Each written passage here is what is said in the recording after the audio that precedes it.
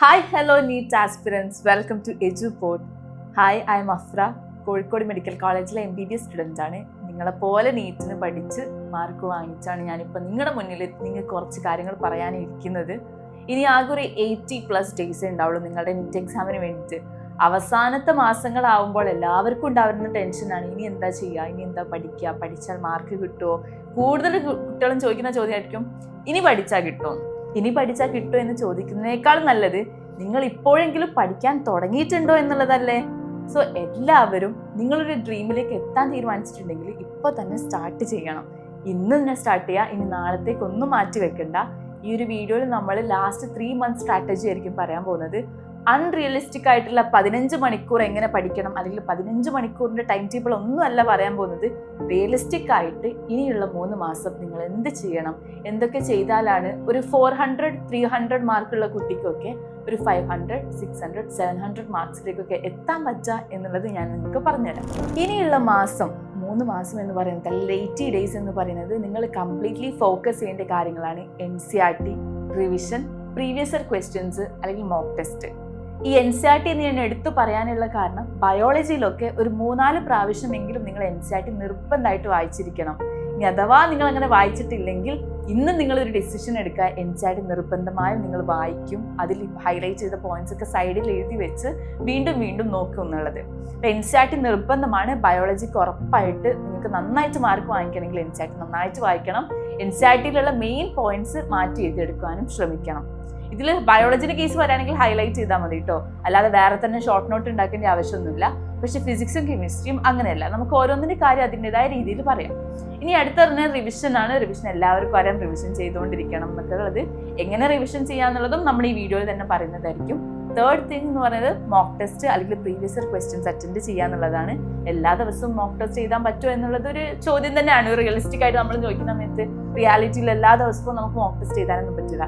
But still എങ്ങനെ mock test നിങ്ങൾക്ക് workout ചെയ്യാൻ പറ്റുമോ ഇല്ലേ എന്നുള്ളതും ഈ വീഡിയോയിൽ പറയും. സോ ബയോളജിന്റെ കേസിൽ പറഞ്ഞ പോലെ തന്നെ നീറ്റിന് വേണ്ടിയിട്ട് NCERT ഏകദേശം 3-4 പ്രാവശ്യമെങ്കിലും നിർബന്ധമായിട്ട് വായിക്കണം. 4 പ്രാവശ്യം എന്നൊക്കെ പറയുമ്പോൾ ശരിക്കും കുറഞ്ഞ സമയം തന്നെയാണ്, അല്ലെങ്കിൽ കുറഞ്ഞ സാധനമാണ്. കാരണം ഞാനൊക്കെ നീറ്റിന് വേണ്ടി പഠിച്ച ടൈമിൽ ഒരു 10 പ്രാവശ്യമെങ്കിലും ഒരു ചാപ്റ്ററൊക്കെ NCERT വായിച്ചിട്ടുണ്ടാവും. നമ്മൾ അറിയാതെ ഇത് വായിച്ചുകൊണ്ടിരിക്കും. ഒരു എക്സാമിന് അറ്റൻഡ് ചെയ്യുന്നതിന് മുന്നേ തലേന്ന് ഞാനിത് വായിച്ചുകൊണ്ടിരുന്നിട്ടുണ്ടായിരുന്നു. ഇപ്പം ഈ ലാസ്റ്റ് 3 മാസം ആകുന്ന സമയത്ത് NCERT നിർബന്ധമായിട്ടും അങ്ങനെ നോക്കണം. പിന്നെ NCERTയിൽ യൂസ് വരുന്നത് കെമിസ്ട്രിയിലെ ഇനോർഗാനിക്കിന് വേണ്ടിയിട്ടാണ്. ഇനോർഗാനിക് അല്ലെങ്കിൽ നമ്മളെ പീരിയോഡിക് ടേബിൾ ചാപ്റ്റേഴ്സ് ഒക്കെ ഇല്ല, അപ്പം അതിന് നിർബന്ധമായിട്ടും NCERT തന്നെ വായിക്കണം. അതിൽ ഹൈലൈറ്റ് ചെയ്ത് വെക്കുക. എക്സെപ്ഷൻ കേസസ് കാണുന്ന സമയത്ത് അതും മാറ്റി എഴുതി വെക്കുക. ഇനി NCERTയിലെ ഇൻടെക്സ്റ്റ് ക്വസ്റ്റ്യൻസ്, NCERTയിലെ എക്സസൈസ് ഒക്കെ നിർബന്ധമായിട്ടും നിങ്ങൾ ലാസ്റ്റ് ആവുന്ന സമയത്ത് ചെയ്യണം. ഇത് നിർബന്ധം എന്ന് പറയാൻ കാരണം എന്താ വെച്ചാൽ അതിൽ നിന്നാണ് കൂടുതൽ ക്വസ്റ്റ്യൻസ് വന്നിട്ടുള്ളത്. ഇപ്പോൾ മൾട്ടി കോൺസെപ്റ്റ് ക്വസ്റ്റ്യൻസ് ആണ് ഇതൊക്കെ. അപ്പം അത് നോക്കി ചെയ്ത് കഴിഞ്ഞ് പ്രാക്ടീസ് ചെയ്തിട്ടുണ്ടെങ്കിൽ സിമ്പിൾ ക്വസ്റ്റ്യൻസ് വന്നാലും നിങ്ങൾക്ക് ഈസി ആയിട്ട് ചെയ്യാൻ പറ്റും. അപ്പോൾ ഇനോർഗാനിക് നിങ്ങൾ അങ്ങനെ ശ്രദ്ധിക്കണം.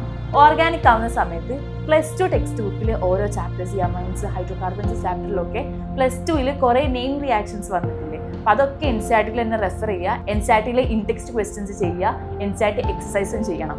എന്നിട്ട് ഇതെന്ത് ചെയ്യുക, ഒരു ന്യൂസ് പ്രിന്റിലോ അല്ലെങ്കിൽ വേറെ ഏതെങ്കിലും നോട്ട്ബുക്കിൽ നിങ്ങൾക്ക് മനസ്സിലാവുന്ന രീതിയിൽ ഷോർട്ട് നോട്ട്സ് ആക്കിയിട്ട് എഴുതി വെക്കണം. ഓർഗാനിക് ന്യൂസ് പ്രിന്റിൽ നിങ്ങൾ വേണമെങ്കിൽ നെയിം റിയാക്ഷൻസ് എഴുതി പഠിച്ചോളൂ. ബെൻസിൻ റിങ്ങൊക്കെ വരച്ചു അതിലേക്ക് ഓരോ കാർബോഹൈഡ്രേറ്റ് വരുന്ന സമയത്ത് എന്താ സംഭവിക്കുന്നത്, അവരുടെ റിയാക്ടിവിറ്റി ഓർഡർ എങ്ങനെയാണ്, നോമൻക്ലേച്ചർ എങ്ങനെയാണ്, ഇതൊക്കെ നിങ്ങൾക്ക് ന്യൂസ് പ്രിന്റിൽ തന്നെ എഴുതി പഠിക്കാൻ പറ്റും. അപ്പം അങ്ങനെ ചെയ്യുന്ന സമയത്ത് നമ്മുടെ ബ്രെയിനിൽ നമ്മൾ അറിയാതെ തന്നെ ഫീഡ് ആയിക്കൊണ്ടിരിക്കും. അതുകൊണ്ട് ഇൻഓർഗാനിക്കിനും ഓർഗാനിക്കിനും NCERT ഈസ് വെരി യൂസ്ഫുൾ. ഇനി അതിൽ വരുന്നത് ഫിസിക്കൽ കെമിസ്ട്രിയാണ്. ഫിസിക്കൽ കെമിസ്ട്രി വരുന്ന സമയത്ത് മാക്സിമം നിങ്ങൾ പ്രോബ്ലംസ് ചെയ്യാൻ വേണ്ടി നോക്കുക. ഫിസിക്കൽ കെമിസ്ട്രിക്ക് ഇൻടെക്സ്റ്റ് ക്വസ്റ്റ്യൻസും എക്സസൈസും തന്നെ ചെയ്യാൻ വേണ്ടി നോക്കുക. അതിൽ നിന്ന് ചെറിയ ന്യൂമറിക്കൽസ് മാത്രം മാറ്റിയിട്ടാണ് നീറ്റിനൊക്കെ ക്വസ്റ്റ്യൻസ് ചോദിച്ചിട്ടുണ്ടായിരുന്നത്. പിന്നെ അവിടെ നമുക്ക് സ്പീഡ് ഇംപ്രൂവ് ചെയ്യാനും പറ്റും. അങ്ങനെ കുറേ ഇൻടെക്സ്റ്റ് ക്വസ്റ്റ്യൻസ് ചെയ്യുന്ന സമയത്ത് സ്പീഡ് ഇംപ്രൂവ് ചെയ്യാൻ പറ്റും. അപ്പം പ്രാക്ടിക്കൽ കെമിസ്ട്രിക്ക് കൂടുതലായിട്ട് ക്വസ്റ്റ്യൻസ് ചെയ്യാൻ വേണ്ടി നോക്കുക. നിങ്ങൾക്ക് എവിടെ നിന്നൊക്കെ ക്വസ്റ്റ്യൻസ് കിട്ടുമോ, ഇനിയിപ്പോൾ നിങ്ങൾ പഠിക്കുന്ന ഇൻസ്റ്റിറ്റ്യൂട്ട്സിന് ക്വസ്റ്റ്യൻസ് കിട്ടുമോ, അതൊക്കെ മാക്സിമം ചെയ്യാൻ വേണ്ടി നോക്കുക. അങ്ങനെ നമുക്ക് ഫിസിക്കൽ കെമിസ്ട്രി റെഡിയാക്കാൻ പറ്റുള്ളൂ. ഈ ഫിസിക്കൽ കെമിസ്ട്രീൻ്റെ കേസിൽ തന്നെ കുറച്ച് ഫോർമുലാസ് ഒക്കെ എഴുതി വെക്കണം കേട്ടോ. നിങ്ങൾക്ക് ഓർമ്മിച്ചെടുക്കാൻ പറ്റാത്ത ഇക്വേഷൻസ് ഒക്കെ ഉണ്ടാവില്ല, അപ്പോൾ അതൊക്കെ ഒന്ന് ജസ്റ്റ് NCERT വായിക്കുന്ന സമയത്ത് തന്നെ ബോക്സ് ആക്കി വെക്കുക. എന്നിട്ട് അതൊന്ന് ജസ്റ്റ് വേറെ എവിടെയെങ്കിലും നിങ്ങളുടെ ഷോർട്ട് നോട്ടല്ല, ഫോർമുല നോട്ട് എന്ന് പറഞ്ഞ നോട്ടില്ലേ, ആ നോട്ടിലേക്ക് മാറ്റി എഴുതിയെടുത്താൽ മതി. അതാവുമ്പോൾ നിങ്ങൾക്ക് റിവിഷൻ ചെയ്യാനും സുഖമായിരിക്കും. ഇനി പറയാനുള്ളത് ഫിസിക്സിനെ കുറിച്ചാണ്. ഫിസിക്സ് എന്ന് പറയുമ്പോൾ ലാസ്റ്റ് ആവുന്ന സമയത്ത് ഇതെന്താ കാട്ടുമെന്ന് നിങ്ങൾ വിചാരിച്ചിരിക്കുന്നുണ്ടാവും അല്ലേ. മെയിനായിട്ട് നിങ്ങൾ ചെയ്യുന്നത് കോൺസെപ്റ്റ് ക്ലാരിറ്റി ഉണ്ടാക്കുക എന്നുള്ളതാണ്. ഫിസിക്സിൽ വീക്കായിട്ടും സ്ട്രോങ് ആയിട്ടുള്ള ചാപ്റ്റേഴ്സ് എഴുതാൻ നോക്കുക. വീക്കായിട്ടുള്ള ചാപ്റ്റേഴ്സ്, നിങ്ങൾക്ക് ഒന്നും അറിയാത്ത ചാപ്റ്റേഴ്സ് ആണെങ്കിൽ പ്ലീസ് അതിൽ കോൺസെപ്റ്റ് ഉണ്ടാക്കുകയാണ് വേണ്ടത്. കോൺസെപ്റ്റ് ഉണ്ടാക്കാൻ നിങ്ങൾക്ക് യൂട്യൂബിൽ ഇഷ്ടംപോലെ വീഡിയോസ് അവൈലബിൾ ആയിരിക്കും. അപ്പോൾ യൂട്യൂബിൽ നിങ്ങൾക്ക് ഏത് ചാപ്റ്റർ ആണോ അറിയാത്തത് ആ ചാപ്റ്ററിൻ്റെ പേരടിച്ച് വൺ ഷോട്ടോ അല്ലെങ്കിൽ അതിൻ്റെ ലൈവ് എന്നൊക്കെ പറഞ്ഞിട്ടുണ്ടാവും, അങ്ങനത്തെ ഒരു വീഡിയോ ഇരുന്ന് കാണാം. കുറച്ച് ടൈം എടുക്കും. നിങ്ങൾക്ക് വേണമെങ്കിൽ ഫോർവേഡ് സ്പീഡിലൊക്കെ ഇട്ട് കണ്ടാൽ മതി. അതിന് ശേഷം നിങ്ങൾ അതിൽ നിന്ന് കുറച്ച് റണ്ണിങ് നോട്ട്സ് ഉണ്ടാക്കണം. എന്താണോ നിങ്ങൾക്ക് ആ വീഡിയോ ക്ലാസ് കണ്ടിട്ട് മനസ്സിലായത് ആ റണ്ണിങ് നോട്ട്സ് നിങ്ങൾ സ്വന്തമായിട്ട് എഴുതിയെടുക്കണം.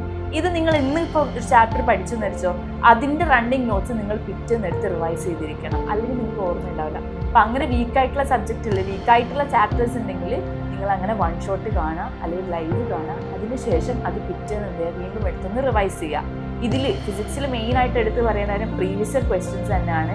കുറേ പ്രീവിയസ് ഇയർ ക്വസ്റ്റ്യൻസ് ചെയ്യാം. നമുക്ക് ഓരോ വർഷവും നീറ്റിന് എങ്ങനെയാണ് ക്വസ്റ്റ്യൻസ് വരാമെന്നൊന്നും പ്രെഡിക്റ്റ് ചെയ്യാൻ പറ്റില്ല. ബട്ട് സ്റ്റിൽ നമുക്ക് മാക്സിമം എന്ത് എഫേർട്ട് ഇടാൻ പറ്റുന്ന കാര്യം എന്ന് പറഞ്ഞാൽ ക്വസ്റ്റ്യൻ പ്രാക്ടീസിൽ തന്നെയാണ്. കൂടുതലായിട്ട് പ്രീവിയസ് ഇയർ ക്വസ്റ്റ്യൻസ് ചെയ്യാം. ലാസ്റ്റ് ആവുന്ന സമയത്ത് പ്രീവിയസ് ഇയർ ക്വസ്റ്റ്യൻസ് ചെയ്യണം. മോക്ക് ടെസ്റ്റ് പറ്റാവുന്ന അത്ര അറ്റൻഡ് ചെയ്യാം. ഇനി ഒരു സ്റ്റുഡൻറ്റ് അല്ലെങ്കിൽ ഒരു നീറ്റ് ആസ്പിരൻറ്റ്, നീറ്റിൽ നല്ല മാർക്ക് വാങ്ങണം, 600+ വാങ്ങണം എന്ന് ആഗ്രഹമുള്ള ഒരു കുട്ടി ഉണ്ടാക്കിയെടുക്കേണ്ട ഒരു ഹാബിറ്റാണ് ഡെയിലി റുട്ടീൻ. പ്രൊഡക്റ്റീവ് ആയിട്ടുള്ള ഒരു ഡെയിലി റുട്ടീൻ എന്ന് പറയുമ്പം ഒരു ദിവസം തന്നെ റിവിഷൻ ചെയ്തിരിക്കണം. പുതിയ കോൺസെപ്റ്റ്സ് എന്നല്ല, നിങ്ങൾ കോൺസെപ്റ്റ് ക്ലാരിറ്റി ഉണ്ടാക്കിയിരിക്കണം. മൂന്നാമത് കുറേ പ്രീവിയസ് ഇയർ ക്വസ്റ്റ്യൻസും മോക്ക് ടെസ്റ്റും അറ്റൻഡ് ചെയ്തിരിക്കണം. ഈ 3 കാര്യങ്ങളാണ് ഇനിയുള്ളൊരു 80 ഡേയ്സ് നിങ്ങളായിട്ട് ചെയ്യേണ്ടത്. ഒരു ഡെയിലി റുട്ടീൻ എന്ന് പറയുന്ന സമയത്ത് രാവിലെ മോർണിംഗ് എന്നുള്ള സമയം, ഇപ്പം എൻ്റെ കേസിൽ പറയുകയാണെങ്കിൽ എനിക്ക് ഫിസിക്സ് ആയിരുന്നു ടഫായിട്ടുണ്ടായിരുന്നത്. അപ്പം രാവിലെ എഴുന്നേറ്റ് ഞാൻ ആദ്യം ചെയ്യുന്ന കാര്യം റിവിഷൻ ചെയ്യും. ഫോർമുല നോട്ട്, എൻ്റെ ഫിസിക്സിൻ്റെയും കെമിസ്ട്രിയിലെ ഫിസിക്കൽ കെമിസ്ട്രിയുടെയും ഫോർമുലാസ് ഞാൻ എടുത്ത് റിവൈസ് ചെയ്യുന്നത്. അതിനുശേഷം ഞാൻ പ്രയോറിറ്റി കൊടുത്തിട്ടുണ്ടെന്നത് ഫിസിക്സിനാണ്. ഫിസിക്സ് പഠിക്കാൻ വേണ്ടിയിട്ടാണ്. ഫിസിക്സിലെ കുറേ ക്വസ്റ്റ്യൻസ് ചെയ്യുമായിരുന്നു. നെക്സ്റ്റ് ഞാൻ ബയോളജിയാണ് പഠിക്കുക. ഉച്ചയാവുന്ന സമയത്ത് ബയോളജി NCERT വായിക്കും. ബട്ട് NCERT മാത്രം വായിച്ചാൽ പോരാ, അതിൻ്റെ കൂടെ കുറച്ച് MCQs അറ്റൻഡ് ചെയ്യണം. എന്നാലേ നമുക്ക് ആ ടൈം മാനേജ്മെൻ്റ് ഒക്കെ ഒന്ന് റെഡി ആക്കി എടുക്കാൻ പറ്റുള്ളൂ. അതിനുശേഷം രാത്രി എന്ത് ചെയ്യും? കെമിസ്ട്രിയാണ് പഠിക്കുക. കെമിസ്ട്രിയിലാവുന്ന സമയത്ത് നേരത്തെ പറഞ്ഞ പോലെ ഓർഗാനിക് എഴുതി പഠിക്കും. ഇനോർഗാനിക് NCERT തന്നെ നോക്കും. എക്സെപ്ഷൻ ക്വസ്റ്റ്യൻസ് ഉണ്ടെങ്കിൽ അത് നോക്കി പഠിക്കും. അതിനുശേഷം ഞാൻ കുറച്ച് ക്വസ്റ്റ്യൻസ് ചെയ്യും. കോമൺ ആയിട്ട് ഇനോർഗാനിക് ഓർഗാനിക് ഒക്കെ മിക്സ് ആയിട്ടുള്ള ക്വസ്റ്റ്യൻസ് ചെയ്യും. അതാണ് ഞാൻ മെയിനായിട്ട് കെമിസ്ട്രിക്ക് ചെയ്തുകൊണ്ടിരുന്നത്. അപ്പോൾ ഈ 3 സബ്ജക്ട്സും ബാലൻസ് ചെയ്ത് പോകുന്ന രീതിയിൽ നിങ്ങളൊരു റിയലിസ്റ്റിക് ടൈം ടേബിൾ ഉണ്ടാക്കണം. ഓർമ്മയ്ക്ക് ഒരു ഡെയിലി റുട്ടീൻ എന്ന് പറയുന്ന സമയത്ത് 12-15 മണിക്കൂർ പഠിക്കുന്നതിൽ ഒരു കാര്യമില്ല.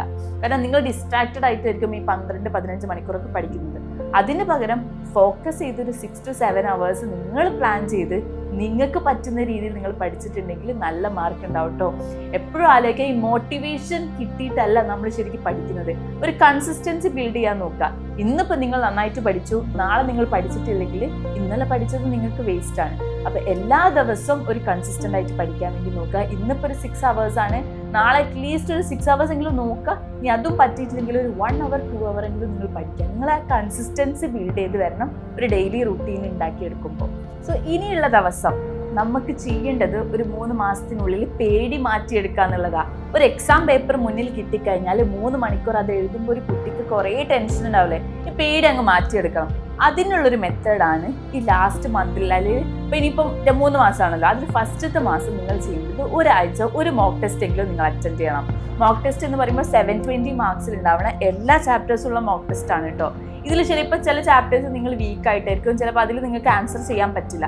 ബട്ട് സ്റ്റിൽ അതിൽ മാർക്ക് കുറേ കൂടെ എന്താണെന്ന് വെച്ചാൽ ആയിക്കോട്ടെ, ബട്ട് സ്റ്റിൽ നിങ്ങൾ അത് ചെയ്യാൻ വേണ്ടി നോക്കുക. ആ മോക്ക് ടെസ്റ്റ് നിങ്ങൾ അറ്റൻഡ് ചെയ്യാൻ വേണ്ടി നോക്കുക. അതാണ് ഫസ്റ്റ് കാര്യം. ഒരു വീക്കിൽ ഒരു മോക്ക് ടെസ്റ്റെങ്കിലും ചെയ്യുക. നെക്സ്റ്റ് മന്ത് അല്ലെങ്കിൽ ഇനിയിപ്പോൾ 3 മാസത്തിൽ 2ാമത്തെ മാസം ആവുന്ന സമയത്ത് ഒരു വീക്കിൽ നിങ്ങൾ 2 മോക്ക് ടെസ്റ്റെങ്കിലും എഴുതാൻ നോക്കണം. മാർക്ക് കുറേ കൂടെ എന്താ വെച്ചാൽ ആയിക്കോട്ടെ, പക്ഷെ ആ പേടിയാണ് മാറ്റിയെടുക്കുന്നത്. ലാസ്റ്റത്തെ 3ാമത്തെ മാസം ആവുന്ന സമയത്ത് ഒരു വീക്കിൽ 3 മോക്ക് ടെസ്റ്റ്, 3 മോക്ക് ടെസ്റ്റ് എങ്കിലും ചെയ്യണം. അപ്പം നിങ്ങൾക്ക് ശരിക്കും മനസ്സിലാവും നിങ്ങളുടെ മാർക്ക് കൂടി വരുന്നത്. ഈ എല്ലാ മോക്ക് ടെസ്റ്റും എഴുതിയാൽ മാത്രം പോരാ, അനാലിസിസും ചെയ്യണം. ഈ അനാലിസിസ് എന്ന് പറയുന്ന സമയത്ത് എഴുതി കഴിഞ്ഞതിന് ശേഷം എവിടെയൊക്കെയാണ് തെറ്റിയത്, എന്തൊക്കെയാണ് ശരിയായത്, അതിൽ നിങ്ങൾക്ക് ക്ലാരിറ്റി ഇല്ലാത്ത കോൺസെപ്റ്റ് ഏതാണോ അത് വീണ്ടും പഠിക്കുക, അതിൽ റണ്ണിങ് നോട്ട്സ് ഉണ്ടാക്കുക, റിവൈസ് ചെയ്യുക. അങ്ങനത്തെ ഒരു പ്ലാൻ നിങ്ങൾ ഉണ്ടാക്കി വെക്കുക. ഇനി നിങ്ങൾ ഈ മോക്ക് ടെസ്റ്റ് ഒക്കെ ചെയ്യുന്ന സമയത്ത് നിങ്ങൾക്ക് തെറ്റുന്ന ക്വസ്റ്റ്യൻസ് ഉണ്ടാവും. ഈ തെറ്റുന്ന ക്വസ്റ്റ്യൻസ് ഒരു മിസ്റ്റേക്ക് ബുക്ക് എന്ന രീതിയിൽ മാറ്റി എഴുതിയെടുക്കുക. എന്നിട്ട് അത് നെക്സ്റ്റ് മോക്ക് ടെസ്റ്റ് ചെയ്തതിന് മുന്നേ വീണ്ടും ആ ക്വസ്റ്റ്യൻ റെഫർ ചെയ്യുക. പിന്നെ ആ ക്വസ്റ്റ്യൻ ഒരിക്കലും തെറ്റില്ല. ഇനി ഈ ക്വസ്റ്റ്യൻ അങ്ങനെ തന്നെ നീറ്റ് എക്സാമിന് വന്നു കഴിഞ്ഞാൽ അത് നിങ്ങൾക്കൊരു ബോണസ് പോയിന്റ് അല്ലേ? അപ്പം അങ്ങനെ ശ്രദ്ധിക്കണം. ലാസ്റ്റ് എനിക്ക് പറയാനുള്ളത് റിവിഷനെ കുറിച്ചാണ്. റിവിഷനിൽ നിങ്ങൾ ഉപയോഗിക്കാൻ നിങ്ങൾക്ക് യൂസ്ഫുൾ ആവുന്ന കാര്യമാണ് ഫോർമുല നോട്ട് എന്ന് പറയുന്നത്. അത് ഫിസിക്സിൽ നിന്ന് മെയിൻ ആയിട്ടുള്ള ഇക്വേഷൻസ് എഴുതിയെടുക്കണം, ഫിസിക്കൽ കെമിസ്ട്രിയിലെ മെയിൻ ആയിട്ടുള്ള ഇക്വേഷൻസ് എഴുതിയെടുക്കണം. പിന്നെ നിങ്ങൾക്ക് യൂസ്ഫുൾ ആവുന്ന സാധനമാണ് മിസ്റ്റേക്ക് ബുക്ക്. ഫോർമുല നോട്ട് ഒരു ഭാഗത്തുണ്ട്. മിസ്റ്റേക്ക് ബുക്ക് എന്ന് പറയുമ്പോൾ നിങ്ങൾ എഴുതുന്ന എക്സാമിൽ നിങ്ങൾക്ക് മിസ്റ്റേക്സ് വരുന്ന ക്വസ്റ്റ്യൻസ് മാറ്റി എഴുതിയെടുക്കുക. അത് ഓരോ എക്സാമിന് കയറുന്നതിന് മുന്നേ അതൊന്ന് വായിച്ചു നോക്കുക. മൂന്നാമത്തെ ഒരു ബുക്കാണ് ബയോളജിയിലെ ഷോർട്ട് നോട്ട്. ബയോളജിയിലെ ഡേറ്റ്സ്, ഫൈൻഡിങ്സ്, സയന്റിസ്റ്റിന്റെ പേര്, അല്ലെങ്കിൽ പ്രയോറിറ്റി ഓർഡർ, അങ്ങനത്തെ കുറേ കാര്യങ്ങളില്ലേ നമുക്ക് എപ്പോഴും മറന്നു പോകുന്ന കാര്യങ്ങൾ, അതൊരു കുഞ്ഞി സ്പൈറൽ നോട്ടിൽ എഴുതി വെക്കുക. ഈ 3 ബുക്കും ഒരു എക്സാമിന് കയറുന്നതിന് മുന്നേ നിങ്ങൾ റിവൈസ് ചെയ്തിട്ടുണ്ടെങ്കിൽ എക്സാമിന് 3 മണിക്കൂർ നിങ്ങൾക്ക് സുഖമായിട്ട് എക്സാം എഴുതാൻ പറ്റും. അല്ലെങ്കിൽ നിങ്ങൾ പഠിച്ച എല്ലാ കാര്യങ്ങളും നിങ്ങൾക്ക് ഓർമ്മ വരും. കുറേ കുട്ടികൾ പറയുന്ന കാര്യമാണ് പഠിച്ചതൊന്നും ഓർമ്മയില്ല എന്നുള്ള. പക്ഷെ ഈ ഒരു മെത്തേഡ് നിങ്ങൾ യൂസ് ചെയ്ത് നോക്കൂ, നിങ്ങൾക്ക് എന്തായാലും നല്ല ഇമ്പ്രൂവ്മെന്റ് ഉണ്ടാവും. ഒരു 150-200 മാർക്കെങ്കിലും നിങ്ങൾക്ക് ഇമ്പ്രൂവ് ചെയ്യാൻ പറ്റും. ഇതൊക്കെയാണ് ഓരോ ടോപ്പേഴ്സും, ഒരു മെഡിക്കൽ കോളേജിൽ പഠിക്കുന്ന ഓരോ സ്റ്റുഡൻസും, അവർക്ക് ആരും പറഞ്ഞു കൊടുത്തതൊന്നല്ല, പക്ഷെ അവർ സ്വന്തം കണ്ടെത്തിയ വഴികളാണ്. നമ്മുടെ മിസ്റ്റേക്സിൽ നിന്നാണ് പഠിക്കുന്നത്. അപ്പം അങ്ങനെ പഠിച്ചാണ് നമ്മൾ പുതിയ മെത്തേഡ്സ് കണ്ടുപിടിക്കും. അങ്ങനെ മാർക്ക് നമുക്ക് ഇമ്പ്രൂവ് ചെയ്യാൻ പറ്റും. എനിക്ക് നിങ്ങളോട് പറഞ്ഞു തരാനുള്ള കാര്യങ്ങൾ ഇതൊക്കെയാണ്. പക്ഷെ ലാസ്റ്റ് ഒരു കാര്യം പറയട്ടെ, ഒരു ദിവസം പോലും വെറുതെ ഇരിക്കരുത്. കൺസിസ്റ്റൻ്റ് ആയിട്ട് പഠിച്ചുകൊണ്ടിരിക്കുക. ഒരു മണിക്കൂറോ 2 മണിക്കൂർ, അറ്റ്ലീസ്റ്റ് 3 മണിക്കൂറെങ്കിലും നിങ്ങൾ പഠിച്ചാൽ മതി. പക്ഷെ അത് ഡെയിലി പഠിച്ചുകൊണ്ടിരിക്കണം. ഒരു ദിവസം 10 മണിക്കൂർ പഠിച്ച് പിറ്റേന്ന് വെറുതെ ഇരിക്കുന്നതിൽ ഒരു കാര്യമില്ല. പിന്നെ നിങ്ങൾ 3 മണിക്കൂറാണ് പഠിക്കുന്നതെന്ന് വെച്ചാൽ നാളെ 3 മണിക്കൂർ പഠിക്കുക, മറ്റന്നാൾ 4 മണിക്കൂറാക്കുക, പിന്നെ ഒരു 5 മണിക്കൂറാക്കുക. അങ്ങനെ കുറച്ചിങ്ങനെ മെല്ലെ സ്റ്റെപ്പ് ബൈ സ്റ്റെപ്പ് നിങ്ങൾ കൂട്ടി വന്നാൽ മതി. ബട്ട് ഒരിക്കലും ഒരു ദിവസം പോലും നിങ്ങൾ വെറുതെ ഇരിക്കരുത്. അത് ചിലപ്പം നിങ്ങളുടെ ലാസ്റ്റിലുള്ള നിങ്ങളുടെ സ്കോറിനെ ബാധിക്കാൻ ചാൻസ് ഉണ്ട്. അപ്പോൾ ഇരുന്ന് റിഗ്രറ്റ് അടിച്ചിട്ട് കാര്യം ഉണ്ടാവില്ല. Start today. All the best NEET aspirants, all the best students. +2 പഠിക്കുന്ന സ്റ്റുഡൻസ് ഉണ്ടാവും. നിങ്ങളുടെ ഫസ്റ്റ് ചാൻസ് ആയിരിക്കും ഈ എക്സാം ഒക്കെ. ബട്ട് സ്റ്റിൽ നിങ്ങൾക്ക് പറ്റുന്ന രീതിയിൽ നിങ്ങൾ പഠിച്ചിട്ട് പോവാം, നല്ല മാർക്ക് വാങ്ങിക്കുക കേട്ടോ. All the best and thank you so much for watching this video. By.